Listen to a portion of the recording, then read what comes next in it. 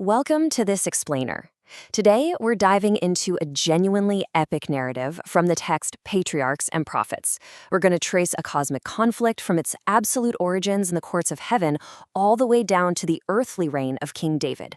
It's a massive story about the tension between divine love, governance, and the profound weight of human choice. All right, let's jump right in. To get a handle on this expansive, thousands of years long history, we're going to navigate through 6 distinct eras. We've got the war in heaven, sin enters the world, the pioneers of faith, deliverance and the law, the shepherd king, and finally, love and free will. Section 1. The war in heaven, the origins of the conflict. According to the source material, our story begins not on earth, but in a realm of absolute perfection. The foundational idea here is simple, but it's incredibly profound. God is love. The text makes it crystal clear right out of the gate that God's law is entirely based on voluntary service. He literally takes zero pleasure in forced obedience. Because of that, every single created being had to be given the ultimate, and honestly, highly risky gift of free will. Because without free will, true love just can't exist. And that brings us to the core theme of our explainer today. We're talking about a concept called the Great Controversy. You see, because God handed out free will, the potential for rebellion was always there. This great controversy is an epic, cosmic clash over the very foundations of freedom and governance. It's a battle between a government of love and a rebellion of force. The author paints this picture using Lucifer, who was a brilliant, high-ranking angel, but look at the total contrast in principles here. Instead of leaning into love and voluntary service, Lucifer totally perverted his free will. He started indulging in self-exaltation and envy. Basically, he coveted the power of the Creator, but absolutely not the character of the Creator. Now, the text notes that God used infinite love and long-suffering mercy to try and pull Lucifer back from the brink. But in the end, Lucifer made his choice. He went all in on his rebellion, transforming from this bearer of light into Satan, the adversary. And that choice caused a tragic, catastrophic split among the angels of heaven.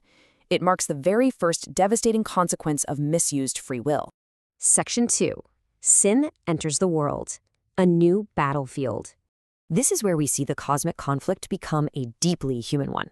After getting banished from heaven, the text notes that Satan didn't just give up. He just moved the battlefield to a brand new world, Earth. He wanted to set up his own kingdom here by getting Adam and Eve to misuse their free will, exactly like he did.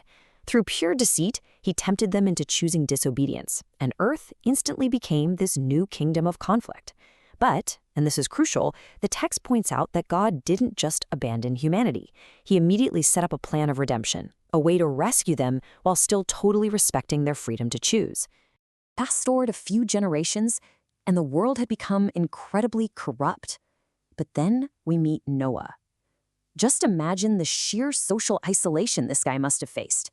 While literally everyone else mocked him and ignored the warnings, Noah used his freedom of choice to stand completely alone. He stood like a rock, building this massive ark in faithful, active obedience. And it's a choice that quite literally preserved humanity. Moving on to Section 3, the pioneers of faith. An unbroken lineage. Spanning from the global flood over to the calling of Abraham and all the way down to Joseph in Egypt, the source material bridges these massive historical gaps to show us something pretty amazing. What ties them all together?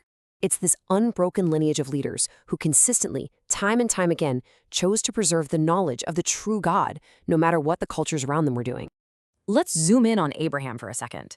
He faced what the text calls the ultimate test of free will and faith. He was actually asked to sacrifice his beloved son, Isaac.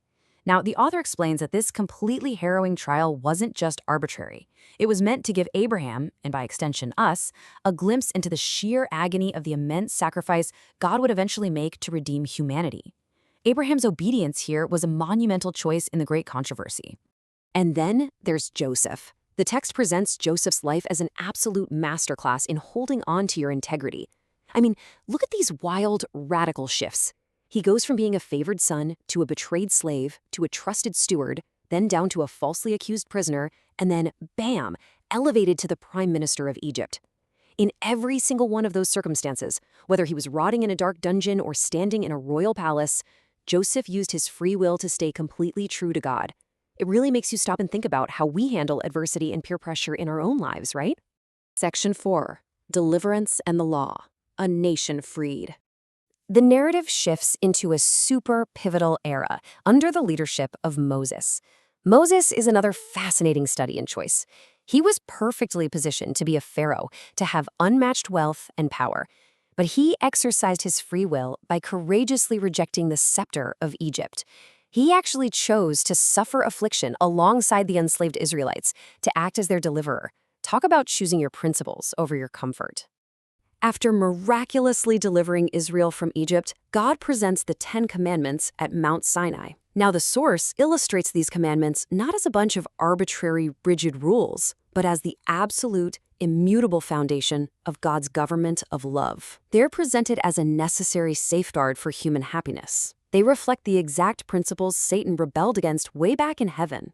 Nearing the very end of his incredibly challenging life as a leader, Moses leaves the Israelites with this really powerful challenge. Quote, "I have set before you life and death, blessing and cursing. Therefore, choose life." This perfectly wraps up the overarching theme of free will that defines the whole great controversy.